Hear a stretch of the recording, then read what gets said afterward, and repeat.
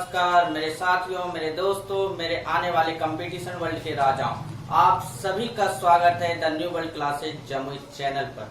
मैं आप लोगों के सामने फिर से आज हाजिर हुआ हूं। तो आज हम लोग बात करेंगे विधायिका यानी लेजिस्लेचर। विधायिका क्या होता है, कैसे इसकी संरचना होती है, कैसे इसका गठन किया जाता है, इसके बारे में आज जानेंगे। तो विधायिका जो देश में विधेयक बनाते हैं या बिल बनाते हैं उसे ही विधायिका कहते हैं। अब विधायिका जो बिल बनता है वो दो स्तर पर बनता है, एक केंद्र स्तर पर, एक राज्य स्तर पर। तो यहाँ पर ये संघीय विधायिका और एक हो गया राज्य विधायिका, ठीक है। और संघीय विधायिका में आपका आ जाएगा संसद और राज्य विधायिका में विधान मंडल।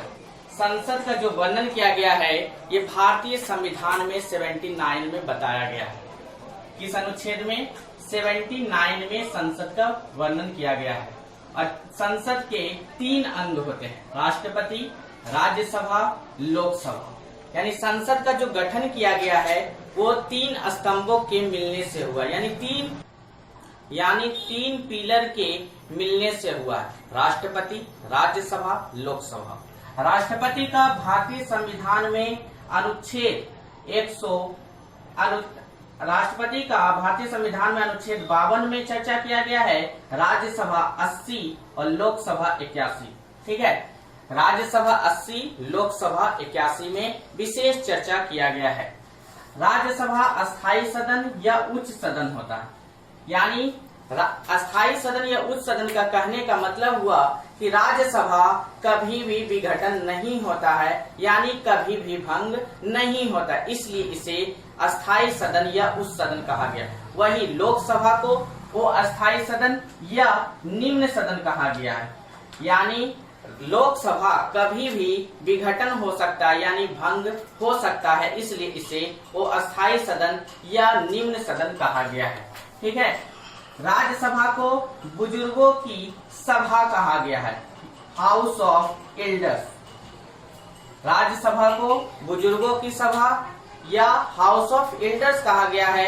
वहीं लोकसभा को लोकप्रिय सदन या जनता का सदन के नाम से जाना जाता है। यानी लोकसभा का जो निर्वाचन होता है प्रत्यक्ष रूप से जनता के द्वारा होता है, इसलिए लोकसभा का नाम जनता का सदन या लोकप्रिय सदन रखा गया है, ठीक है। संसद का जननी ब्रिटेन, यानी जो संसद का शुरुआत हुआ था वो ब्रिटेन से शुरुआत हुआ था, ठीक है। लेकिन एक बार क्वेश्चन आया था कि संसद यानी पार्लियामेंट शब्द कहां से लिया गया है, ठीक है। तो वो फ्रांस से लिया गया। कहां से लिया गया है? फ्रांस से लिया गया है। अगला पॉइंट है भारत की संप्रभुता संसद। यानी भारत की जो संप्रभुता है वो किसमें निहित होती है? संसद में निहित होती है। संप्रभुता का कहने का मतलब हुआ कि वह चीज जो आंतरिक एवं बाहरी संबंधी मामलों में डिसीजन लेने के लिए स्वतंत्र हो, तो वो कौन है? संसद है। जैसे मान लीजिए अगर हम लोग फिल्म देखने जाते हैं तो क्या हम बिना गार्जियन से पूछे हुए जाते हैं? नहीं। लेकिन अगर हमारे पापा जाएंगे तो वो क्या किसी से पूछेंगे? वो स्वतंत्र है, वो डिसीजन लेने के लिए क्या है? स्वतंत्र है। उसी तरह संसद जो है वो डिसीजन लेने के लिए क्या है? स्वतंत्र है। तो यानी भारत की जो संप्रभुता है किसमें निहित होती है? संसद में निहित होती है। अगला पॉइंट है संसद का सदस्य सांसद या एमपी। यानी संसद का जो सदस्य होता है या मेंबर होता है तो उसको कहा जाता है सांसद या एमपी, यानी मेंबर ऑफ पार्लियामेंट। अगर लोकसभा का सदस्य है तो लोकसभा सांसद कहा जाएगा, अगर राज्यसभा का सदस्य है तो राज्यसभा सांसद कहा जाएगा, ठीक है। अगला पॉइंट है संसद का निर्माण एडविन लुटियंस एवं हर्बर्ट बेकर। यानी संसद का जो निर्माण किया है, कौन किया है? एडविन लुटियंस एवं हर्बर्ट बेकर। और इसका निर्माण कब हुआ था? 1921 में शुरुआत हुआ था और 1927 में ये कंप्लीट हो गया था। और उस समय लॉर्ड इरविन का शासन था। किसका शासन था? लॉर्ड इरविन का शासन था, ठीक है। यानी संसद का वास्तुकार पूछेगा तो क्या होगा? एडविन लुटियंस एवं हर्बर्ट बेकर, ठीक है। लेकिन भारत में अगला है यहाँ पर राज्य विधायिका। राज्य विधायिका में आएगा विधानमंडल। जिस तरह से संसद का भारतीय संविधान में 79 में चर्चा किया गया था, तो उसी तरह से विधानमंडल का चर्चा अनुच्छेद 168 यानी 168 में बताया गया।